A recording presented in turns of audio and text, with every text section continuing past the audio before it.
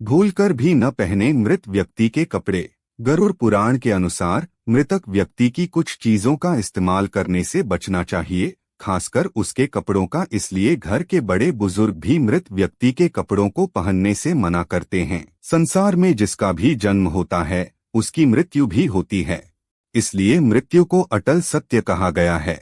गरुड़ पुराण ग्रंथ में भगवान विष्णु द्वारा मृत्यु और मृत्यु के बाद की स्थितियों के बारे में विस्तार पूर्वक चर्चा की है। भगवान कृष्ण ने भी गीता में मृत्यु के बारे में बताया है। उन्होंने कहा है कि मृत्यु के बाद केवल शरीर नष्ट होता है, लेकिन आत्मा कभी नहीं मरती, यानी आत्मा अजरमर है। परिवार में जब किसी सदस्य की मृत्यु हो जाती है तो लोग उनकी वस्तुओं को याद के तौर पर बहुत संभाल कर रखते हैं। वहीं कुछ लोग तो मृतक की वस्तुओं का इस्तेमाल भी करते हैं, तो कुछ लोग इन्हें दान में दे देते हैं। गरुड़ पुराण में इसके बारे में भी चर्चा की गई है। इसमें बताया गया है कि मृतक की किन वस्तुओं का इस्तेमाल नहीं करना चाहिए और यदि इन्हें इस्तेमाल किया गया तो इससे क्या होगा।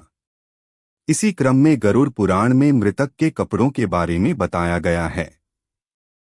इसमें बताया गया है कि भूलकर भी मृतक के कपड़ों को नहीं पहनना चाहिए। क्यों नहीं करना चाहिए मृतक के कपड़ों का इस्तेमाल? गरुड़ पुराण में ऐसा उल्लेख है कि मृत्यु के बाद मृतक के कपड़ों को इस्तेमाल नहीं करना चाहिए।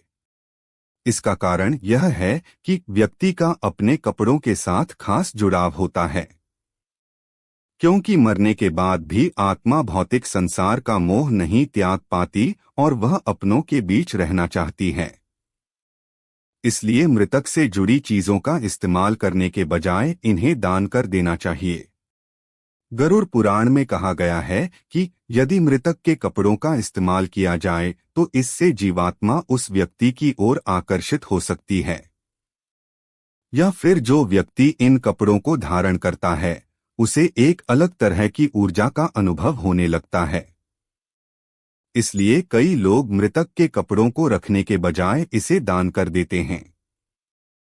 कपड़ों के साथ ही मृतक की घड़ी और जेवर का भी इस्तेमाल नहीं करना चाहिए। उद्घोषणा यहाँ मुहैया सूचना सिर्फ मान्यताओं और जानकारियों पर आधारित है। यहाँ यह बताना जरूरी है, यह चैनल स्वास्तिक दर्शन किसी भी तरह की मान्यता जानकारी की पुष्टि नहीं करता है। किसी भी जानकारी या मान्यता को अमल में लाने से पहले संबंधित विशेषज्ञ से सलाह लें।